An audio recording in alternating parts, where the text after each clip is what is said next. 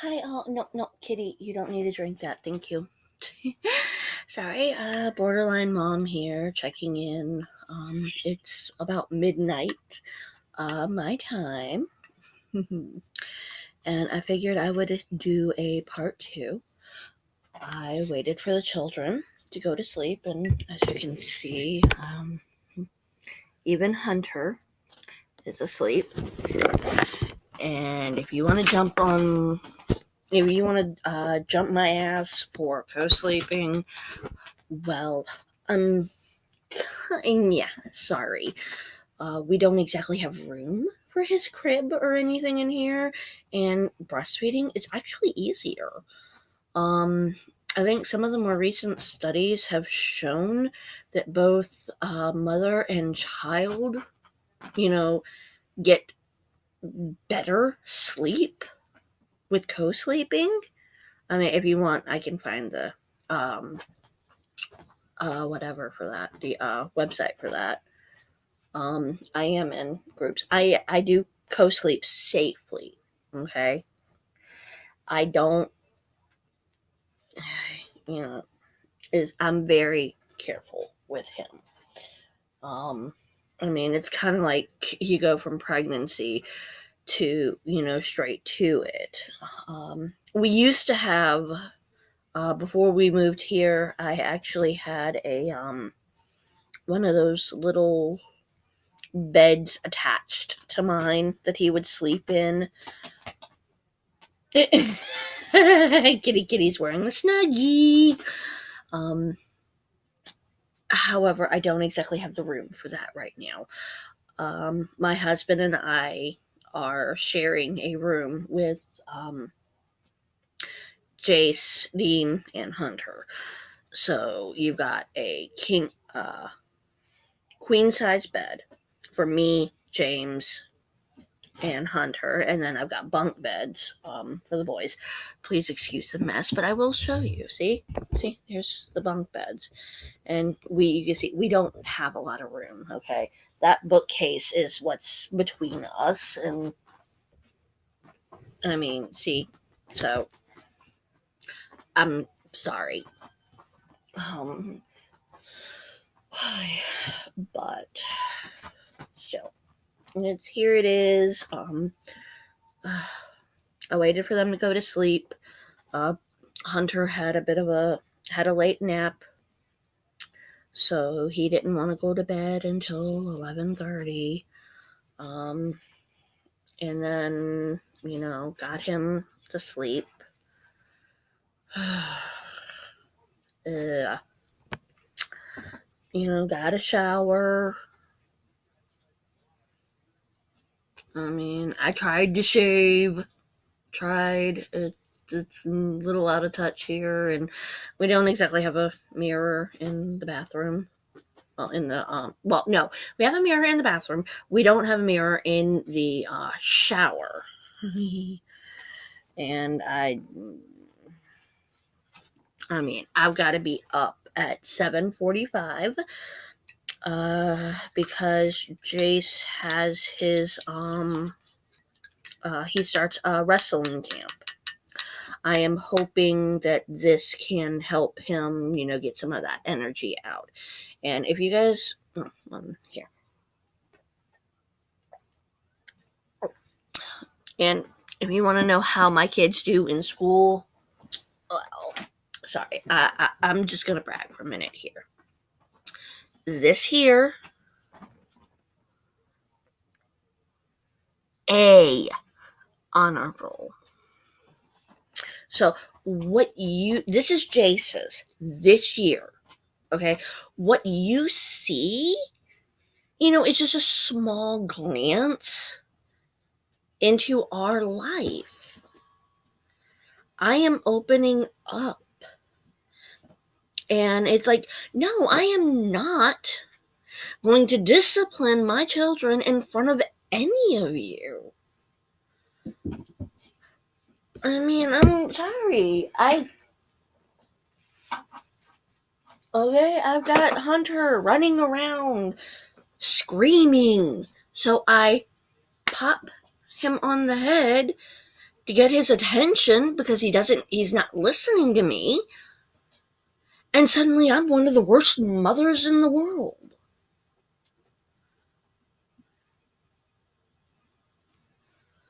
So, you know what? You can't win for losing. But, just so you know, see, here is the people I am contacting for for Dean. See? Okay. However, after doing the research, I mean, he trying to find the right place to get him his counseling, to get him looked at it's critical, okay? I don't want him to get I feel he is too young for medications. And on that topic, you see here is mine. So, yes, see. I take my medication that has been okayed by a doctor. And said doctor knows that I am breastfeeding. I have breastfed in front of the specialists at the feeding clinic. I have breastfed in front of both ladies I see at the infant toddler connection. I have breastfed in front of the pediatrician. And all of them know exactly what medications I'm on. So, okay, yes, I breastfeed when I take my medication. I'm damned if I do, I'm damned if I don't.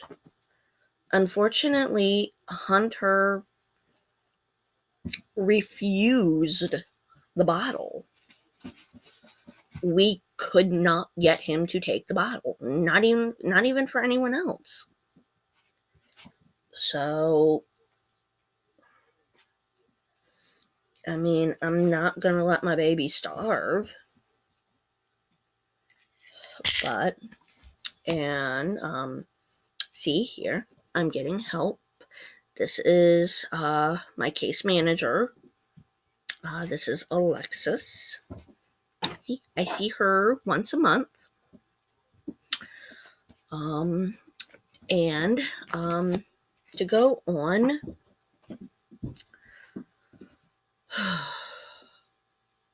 the best treatment for me would be dialect behavior therapy. Okay, I have been looking into that. I have been trying to get that. Basically since for the last 4 years. Okay, and I'm sorry if you want to jump on my case for having 5 kids. Well, let me say this, okay?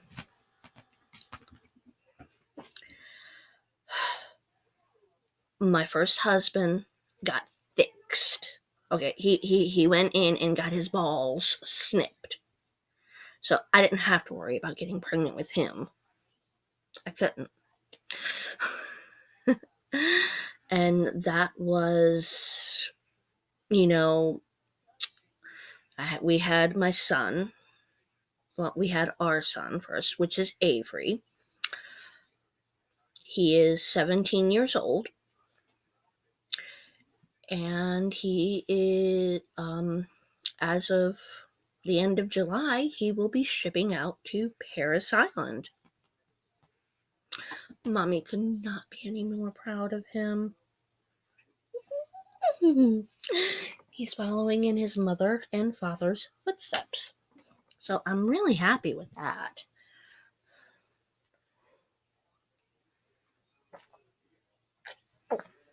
Sorry. A nighttime drink my mom gave me. So, it's the Emergen Z with melatonin. So, and of course, I got my little therapy right here, too. Which one are you? Oh, you're Sprite. No, the kitties are not mine. These cute little fellows are not mine. They were already in this house when I moved in. But they help so much. I don't know. There's just something therapeutic about having a cat, or a kitten in your lap, petting them and just having them purr. Oh, it is so therapeutic, just so relaxing and calming and just. And I mean, and it's hard, to be angry or sad when you're looking at this little bundle of fur playing. So, yes, my mood has been, getting elevated here. I've had a few issues thanks to some of your comments. Just, I mean, I've had to double fist ice cubes. I am in close, proximity here, so I'm not really alone. So I can't cut. I'm sorry. It's you. Some of your comments are really stirring up my implicit thoughts. These are thoughts that, I can't control. It's just that pop in your head, pop in your head, pop in your head, pop in your head. Like a few days ago, driving my husband to work.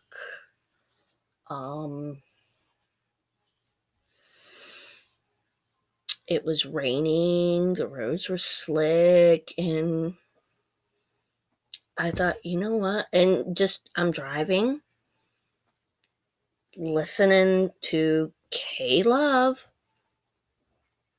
Christian music here, trying to get some uplifting. And then, suddenly it's like, what if I veer off and hit a tree?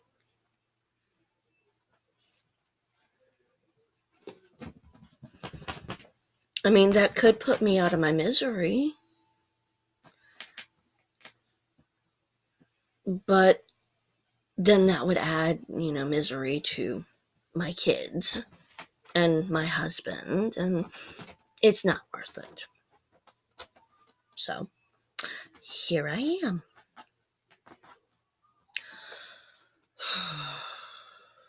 I mean, it's thoughts I can't control. And sometimes it seems like I've got a little devil just sitting on my shoulder, whispering in my ear, "You're not good enough.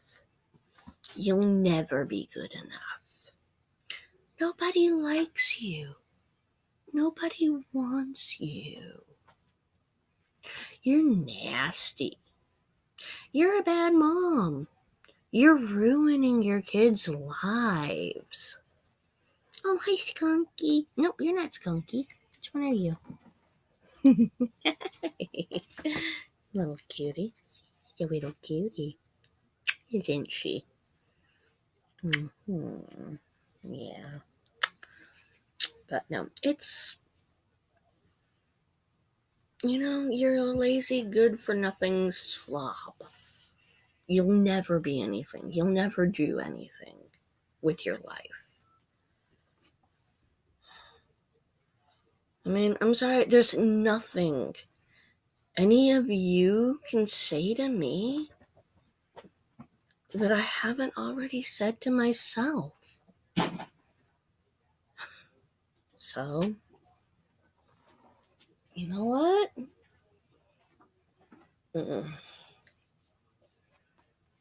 Whatever. What do I do? What do I do? I don't know. So, it's like, you know what? And I do mean that. I've done that my whole entire life, since 16. I mean, I was 16 years old, and my father pretty much just disappeared out of my life. He fell off the face of the earth. So, yay. And that really messed me up. Okay?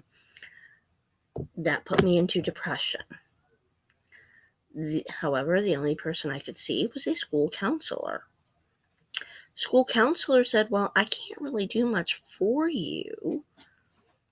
You should probably go see somebody. So I take the notes home, I tell my mom, and well, guess what? My mom says, oh, you're perfectly fine. Everybody gets sad. It's nothing major. And yeah, sadly enough, here come the suicide attempts. My mom even managed to brush those off. I distinctly remember being in a parking lot at a lovely honky tonk called Booties. And we go there to do the boot, scoot, and boogie. Oh, I love that.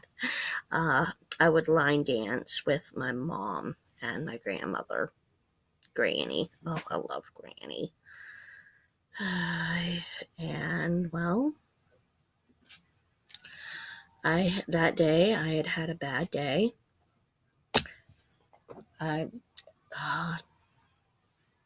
don't even remember what, but I ended up taking half a bottle of aspirin or Tylenol, one of the two. And right there in the Booties parking lot, I threw it all up. My mom looked at it,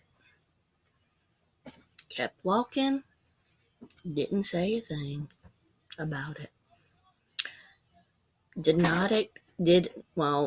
She did say something, but she pretty much ignored the fact that my vomit was full of pills. I mean, she said, "Oh, looks like you're not feeling good. Why don't you sit down at the table for a while?" And it's like, "Yeah, sure. Yeah, I'm just not feeling well."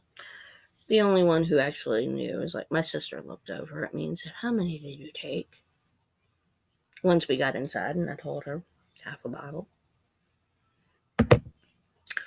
So, hey.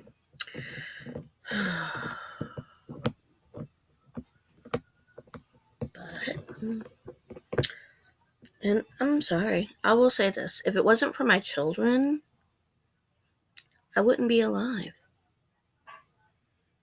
I wouldn't have a reason to live. So, but back to it. No. With my first husband, I only had 2 children. And that was all the children I planned to have. Okay. I didn't want more kids. And then here comes, an issue with CPS coming. I signed my kids over temporarily because it was the only way I could get CPS to help me. Deal with my mother-in-law and her hoarding in our house. And Well, CPS took them, didn't want to give them back, so called my mama in, and well, yeah. So that is kind of what led to my PTSD to begin with. Having my children basically removed. No. With that, to explain why I signed them over temporarily, I was told either sign over my kids for 1 month or have a police officer come visit my house daily. And if he did not like what he saw, he would take the kids right then and there, and I would never see them again. So, yeah, I'm sorry.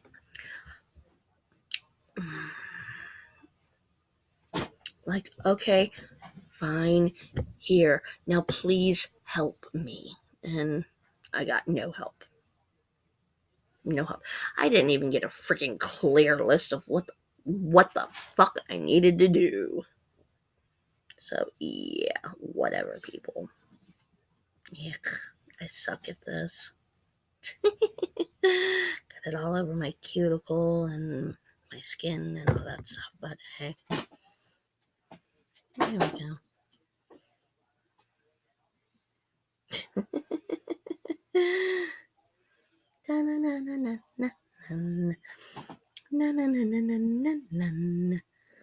Yeah, whatever. Oh yeah. I managed to find this at the clothes closet. So it was $2. Yeah. I will say this here. Where I live in Goochland County, they have a nonprofit organization that is called Goochland Cares. Yes, they get government grants, but they are not social services.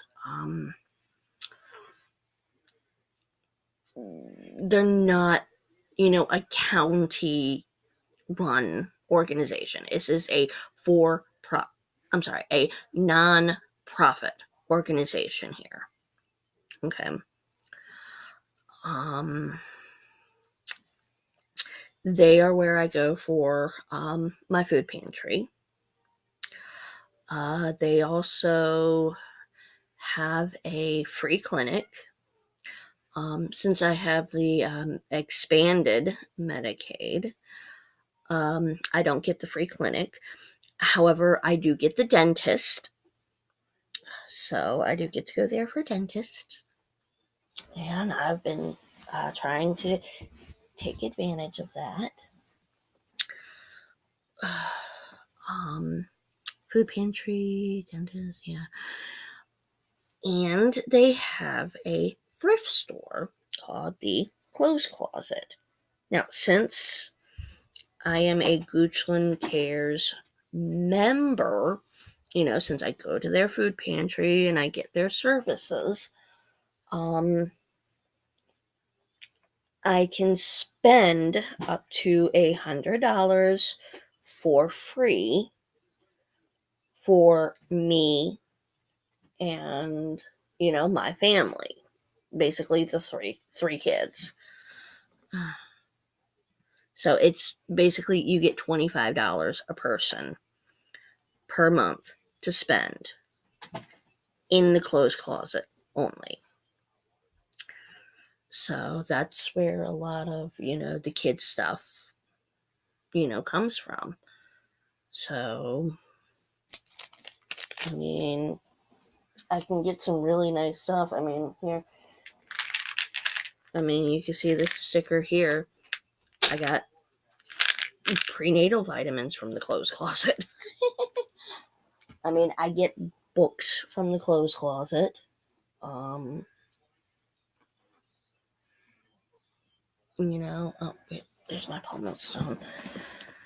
Alright, now, I need a blanket or something for this, because I know he's going to have a hissy fit if I do this on his. But, There's the other one. Hey, Fluffy, Fluffy, Fluffy, Fluffy. Oh, look at my little Fluffy, Fluffy, Fluffy. Well, not mine, but yes, it's a Fluffy. It's so cute. You say hi? Hmm.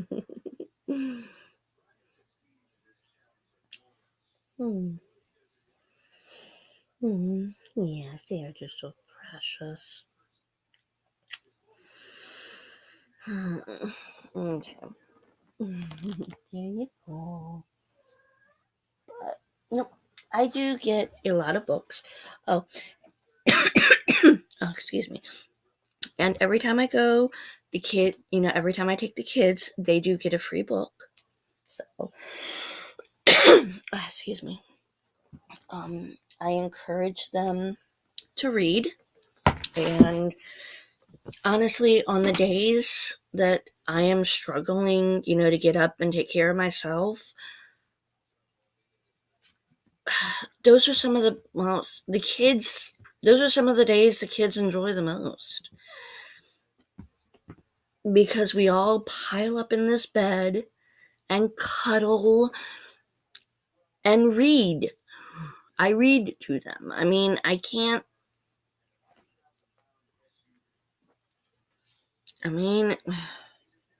those are the days that I go to sleep and I pray that I don't wake up in the morning.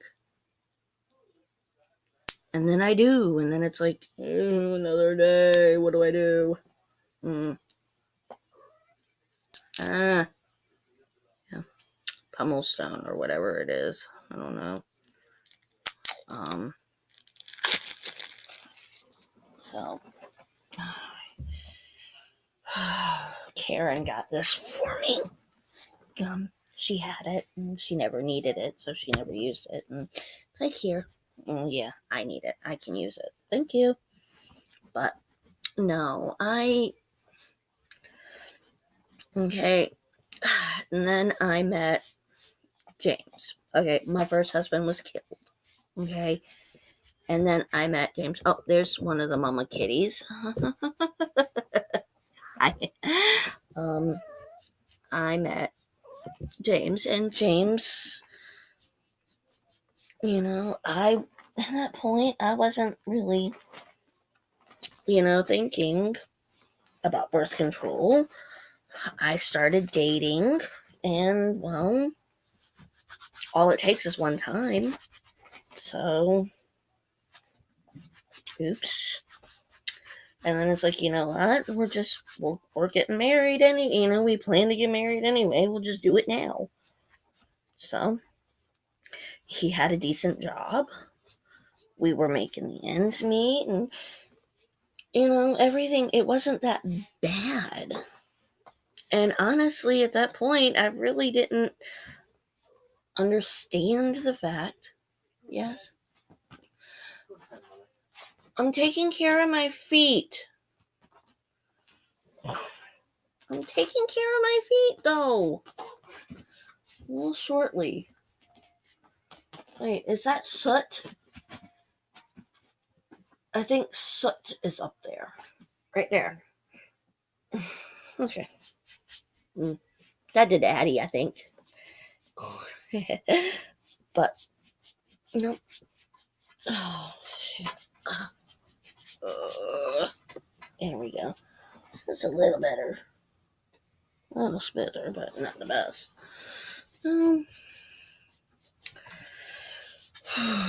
Sorry. Takes one team, and we did good. And honestly, thanks to my lovely upbringing, I was in denial about my own mental problems. So I had a somewhat clue.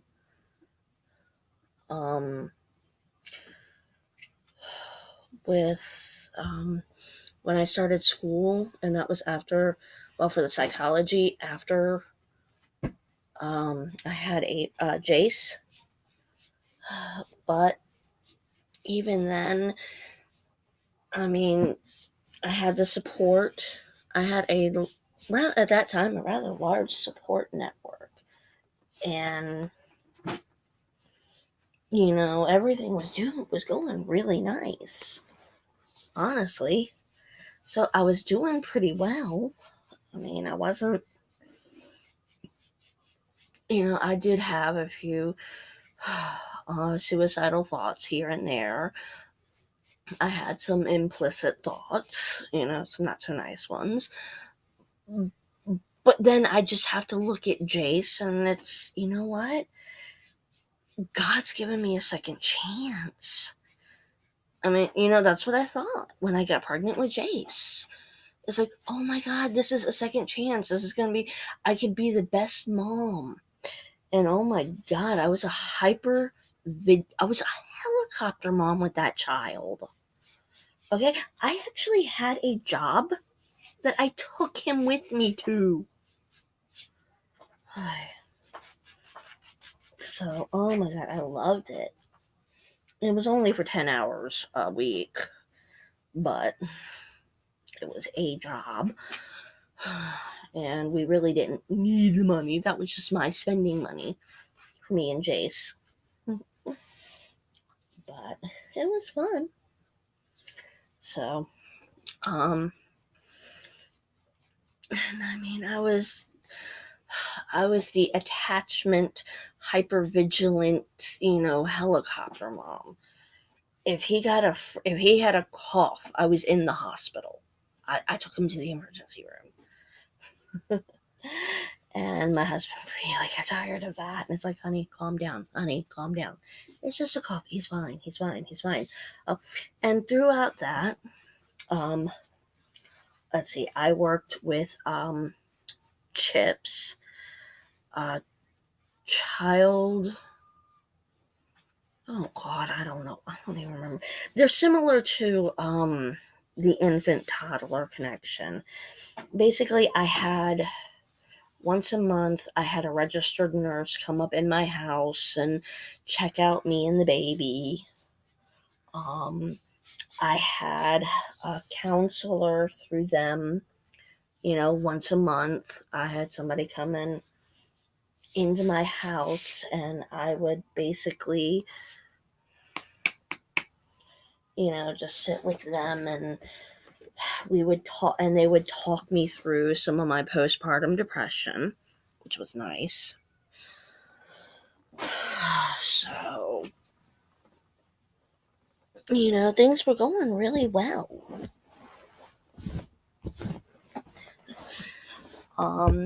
And I did get on birth control. Planned Parenthood. I did look in. The first place I looked into was Planned Parenthood. And at that time, I mean, they are not free. It costs. And then on top of that, I'd have to, take a bus there with Jace. Oh my God.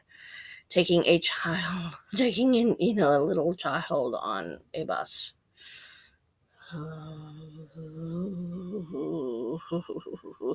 And I would have to change buses. That was more of a headache. However, I went to the health department, and they hooked me up. I did manage to get, free birth control from them. And I took it religiously. I mean, I really didn't have to take it because I was on the Depo-Provera shot. And I love that. Was a nice one. That's my favorite.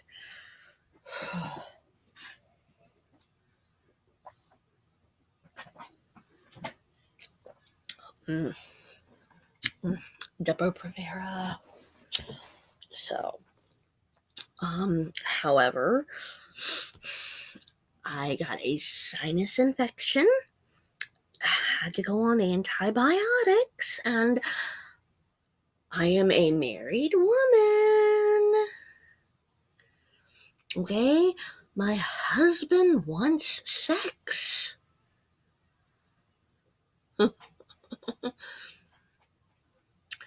And with me,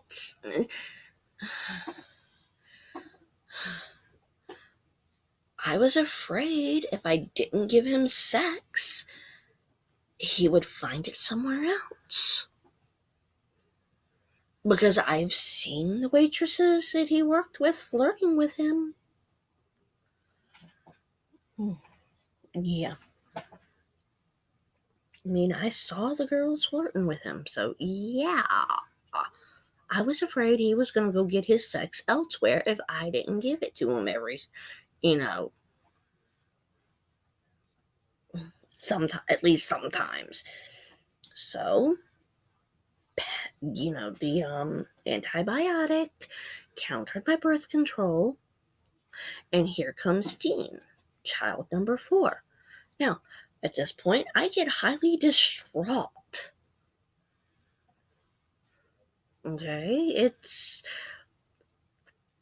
I've got one child, and I'm being told don't have any more by people like you who want to, well, yeah. So I go to a pregnancy crisis center.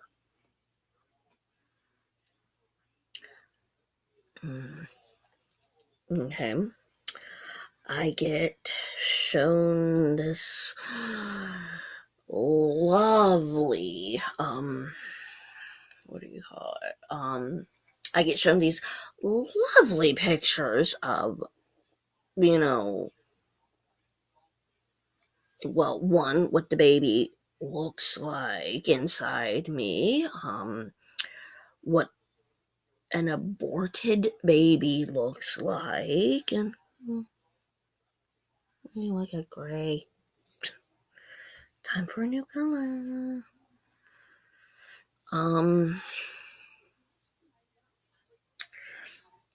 And I get told it's before they can do anything with me, I have to have an ultrasound, and well, by the time I get my ultrasound with them, it's too late for the pill. I would have to go with a DNC style abortion if I wanted it. And it's like, you know what? No. They sent me to see a counselor. I sat down with a counselor to weigh my options. And yes, I included my husband in this.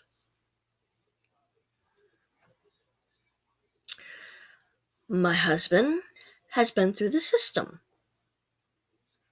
He was in foster care for a short while.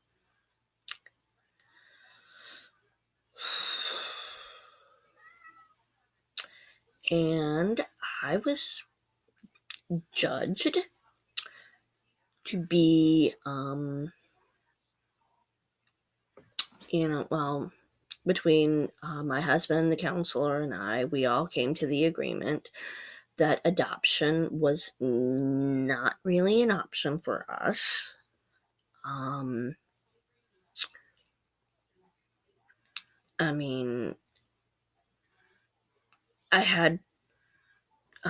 was getting over the postpartum depression with Jace, and I was still breastfeeding Jace.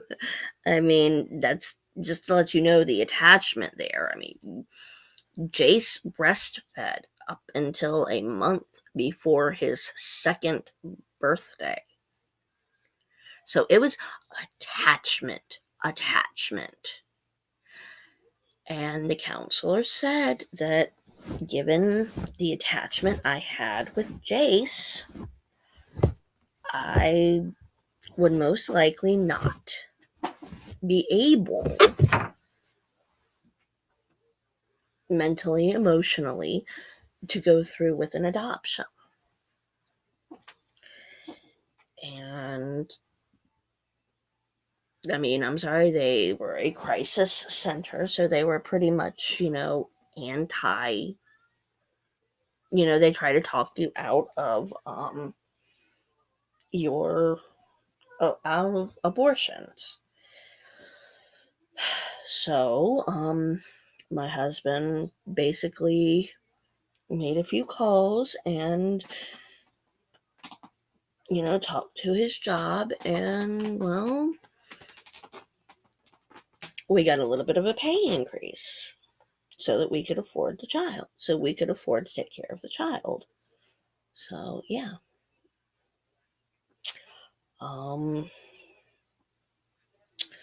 And we carried through. Now, at that point, my husband and I talked about it, and when I went in for my 6-week checkup after having Dean, I started to talk with the gynecologist who I was seeing about having my tubes tied. And it's like, all right, let's get the paperwork in order. However, by the time I got said paperwork in order, I had lost my health insurance and had no way to pay for it. So it was back to the health department I go. And the health department wasn't really big on, the surgery, considering I had a baby I had to take care of, and a toddler. So they said surgery would not be best for me at that time, and they put me back on the Depo-Provera shot. I was on the shot for a good while.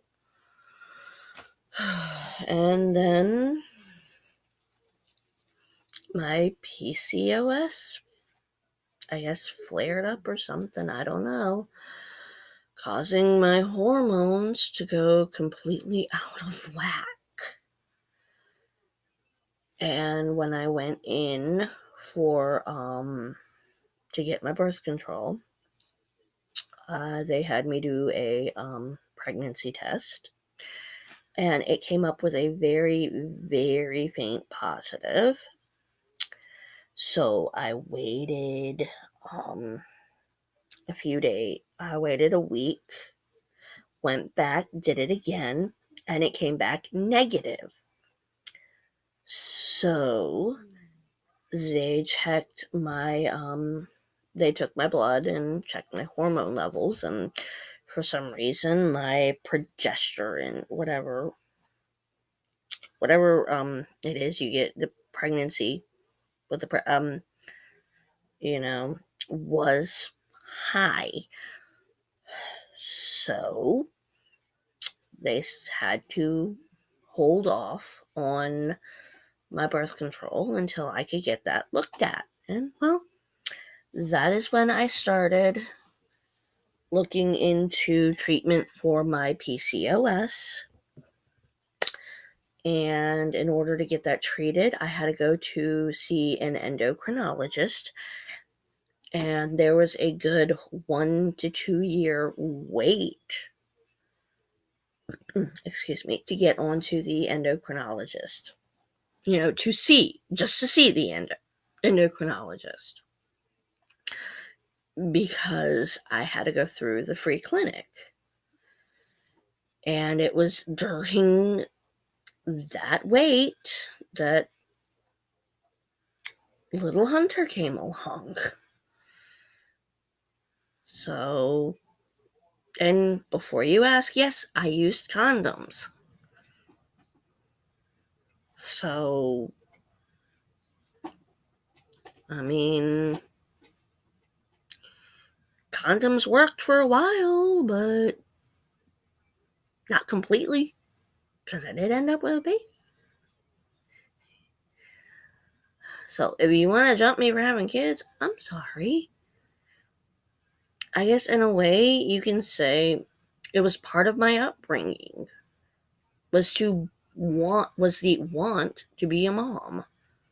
Okay, I was raised Southern Baptist. Okay? Be thankful I'm not quiverful Southern Baptist. Oh my god, they are just. Okay, I mean, I could listen to the Christians like Paul and Morgan. You know, who say, let God be your birth control. Let God choose when you have kids. I mean, that's how I was raised. So the fact that I use birth control at all is, pretty good for me. I broke away from that. But it was instilled in me. My dream was to be a mom, was to have a happy family. I wanted that white picket fence, with 2 kids and a dog. Well, yeah, 2 kids, a dog, and some cats running around in a nice little country, out at a nice little country house. I wanted to be that. I wanted to be June Cleaver. I wanted to be that happy little housewife that kept everything in order. I didn't realize how hard it was back then, but I know now. And honestly, I still wouldn't trade it for the world. Even at my lowest point, I have a toddler, that looks up at me with unconditional love and just makes my day. So, and then I've got 2 little ones that say, Mommy, Mommy, I love you, I love you. It's okay, Mommy. We understand. I mean, come on. I got this. See, it says, Dear Mommy, I love you. You are the best. Love, Chase. It's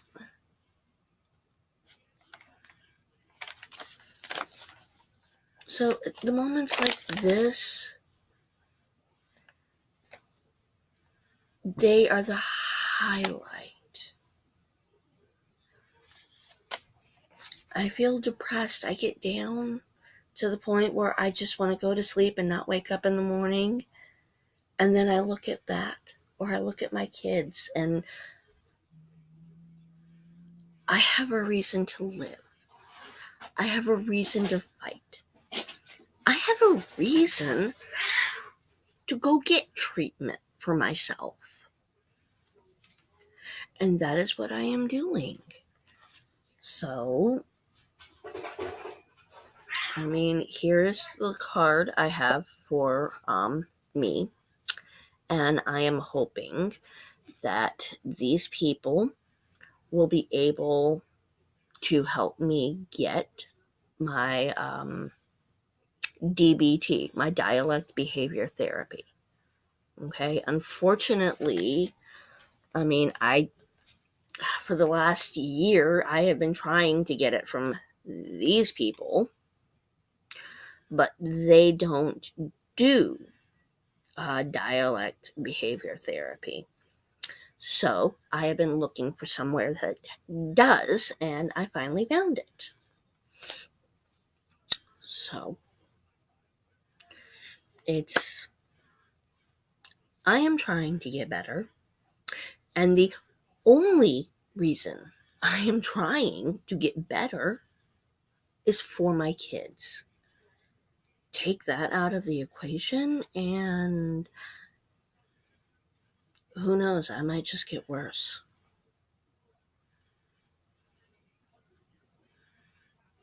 And I might end up dead somewhere. Then what'll happen to my poor daughter? And just so you know, yes, I understand she could possibly have underlying mental problems. However, I do not have legal guardianship of her. Thus, I cannot get her treatment. The only person who can get her treatment is my mother. And guess what? Uh,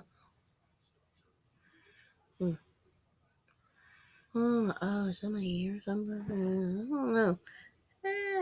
Something's sticking out. Oh, is that it? Oh, I bet it's this part of my glasses here.